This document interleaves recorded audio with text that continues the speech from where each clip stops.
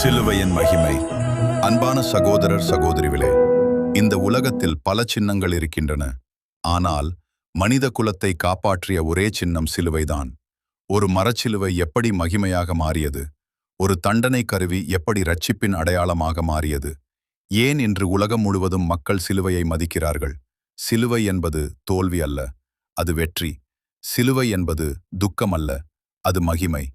இன்று நாம் பார்க்கப் போவது சிலுவையின் உண்மையான அர்த்தம், சிலுவையின் வேதனை, சிலுவையின் அன்பு, சிலுவையின் மகிமை. பகுதி 1. சிலுவையின் அர்த்தம். வேதாகமத்தில் சொல்லப்படுகிறது. பைபிள். யோவான் சுவிசேஷம் 3:16. தேவன் உலகத்தை அப்படியே அன்பு கூர்ந்தார்.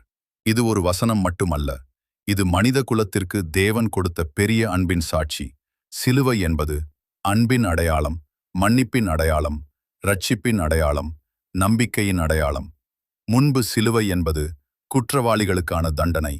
ஆனால் இயேசு கிறிஸ்து சிலுவையில் மடித்தபோது அது தண்டனை அல்ல, அது இரட்சிப்பாக மாறியது. பகுதி 3. சிலுவையின் அன்பு. சிலுவையில் இருந்தபோது கூட இயேசு என்ன சொன்னார்? லூக்கா சுவிசேஷம் 23:34. பிதாவே, இவர்கள் என்ன செய்கிறார்கள் என்று அறியார்கள், அவர்களை மன்னியுங்கள். இதுதான் உண்மையான அன்பு. அவரை கொன்றவர்களையும் மன்னித்தார். இது சாதாரண அன்பு அல்ல, இது தெய்வீக அன்பு. சிலுவை நமக்கு கற்றுக் கொடுப்பது வெறுக்க வேண்டாம், மன்னிக்க வேண்டும், அன்பு செய்ய வேண்டும், அமைதியாக வாழ வேண்டும். பகுதி 4.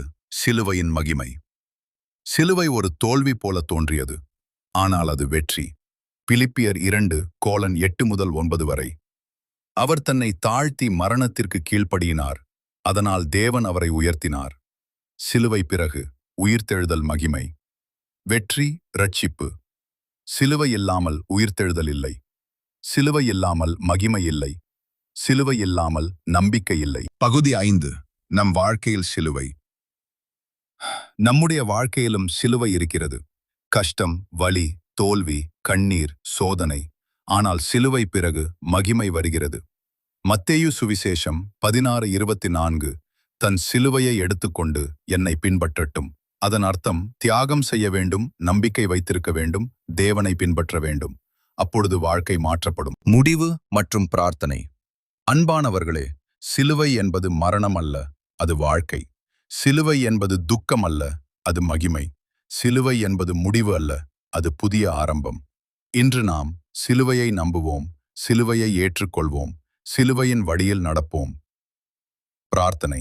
அன்பான பரலோக தந்தையே, சிலுவையின் அன்பை எங்களுக்கு புரிய வைத்ததற்கு நன்றி. எங்கள் பாவங்களுக்காக மரித்த இயேசுவுக்கு நன்றி. எங்கள் வாழ்க்கையில் சிலுவையின் மகிமை வெளிப்பட உதவுங்கள். எங்களை ஆசீர்வதியுங்கள், எங்களை நடத்துங்கள், எங்களை காத்தருளுங்கள். இயேசுவின் நாமத்தில் ஜெபிக்கிறோம். ஆமேன்.